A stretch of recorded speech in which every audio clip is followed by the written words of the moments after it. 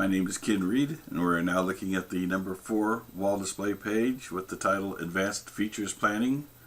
4A is designing for the natural benefits of the sun, gaining benefit from passive solar and other ideas that save energy and money for the long run.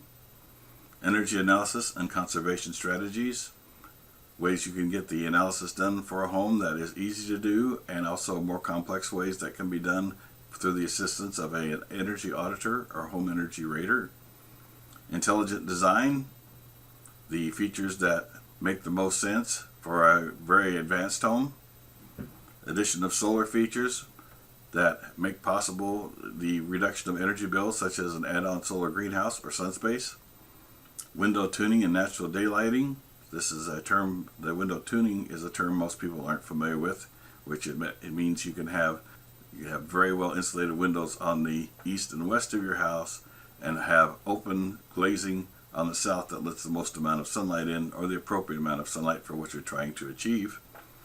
Home automation, controls, electronics and grounding, looking at more advanced features that can be in homes based on items that are commonly available and items coming down the pike.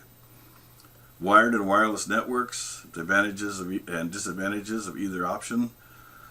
Appliances that are connected to the internet, AC/DC wiring options. And then number 4H is Feng Shui.